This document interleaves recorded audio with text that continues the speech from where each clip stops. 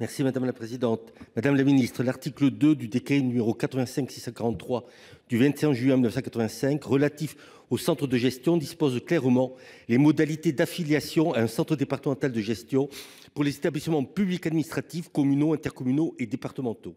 Ainsi, l'affiliation est obligatoire pour les établissements publics administratifs, communaux et intercommunaux qui ont leur siège dans le département et qui emploient moins de 350 fonctionnaires à temps complet. L'affiliation est volontaire pour les établissements publics communaux et intercommunaux qui emploient plus de 350 fonctionnaires, les établissements publics départementaux et interdépartementaux et les syndicats mixtes. Pour autant, et pour l'heure, un flou existe quant à la possibilité d'affiliation des groupements de coopération sociale et médico-sociale, les GCSMS. En effet, ces derniers, régis par le Code de l'action sociale et familiale, ont pour mission de favoriser la coordination, la coopération, la complémentarité et le partenariat des acteurs du secteur médico-social et social. Leur nature juridique étant déterminée selon les membres qui le constituent. Ils peuvent soit être une personne morale de droit privé, s'il est constitué exclusivement par des personnes de droit privé, soit une personne morale de droit public, s'il est constitué exclusivement par des personnes de droit public ou s'il est constitué par des personnes de droit public et des personnes physiques ou morales exerçant une activité, une profession de santé. Le cas échéant, le groupement est alors habilité à recruter directement des agents contractuels de droit public sans avoir toutefois le droit de recruter en son nom des fonctionnaires. Aussi, Madame la Ministre, ma question est simple, elle est portée par de nombreux CDG. Un GCSMS de droit public peut-il être affilié à un centre de gestion pour les agents contractuels qu'il est habilité à recruter? Merci, cher collègue. Pour vous répondre, Madame la Ministre Valérie Létard.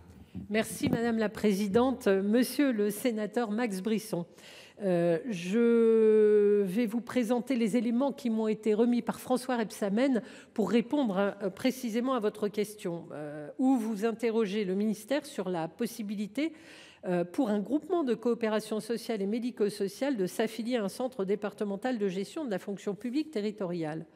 La liste des structures qui doivent ou peuvent s'affilier au centre de gestion de la fonction publique territoriale est par le décret numéro 85-643 du 26 juin 85. Les groupements de coopération sociale et médico-sociale n'entrent dans aucune catégorie permettant d'adhérer à un centre de gestion de la fonction publique territoriale. Dans ces conditions, dans l'hypothèse où un GCSMS recruterait directement des agents contractuels de droit public, il devrait donc en assurer lui-même la gestion. Quant aux fonctionnaires territoriaux ou agents territoriaux non titulaires exerçant dans un GCSMS, ceux-ci relèvent d'une mise à disposition auprès de ce dernier. À ce titre, ils demeurent en position d'activité auprès de leur collectivité ou établissement d'origine. Si cet employeur est adhérent d'un centre de gestion de la fonction publique territoriale, ces agents seront bien gérés par le centre de gestion. Je vous remercie. Merci, Madame la Ministre. Monsieur Brisson, il vous reste 20 secondes. Oui, Madame la Ministre, vous avez parfaitement dit le droit en l'état. Et je le reconnais, je l'avais moi-même indiqué, il y a bien ce manque, il y a bien ce flou qui ne concerne que quelques personnes, mais qui est porté par quelques centres départementaux de gestion qui sont concernés par ce sujet et qui mériteront certainement de poursuivre le dialogue avec le gouvernement sur le sujet.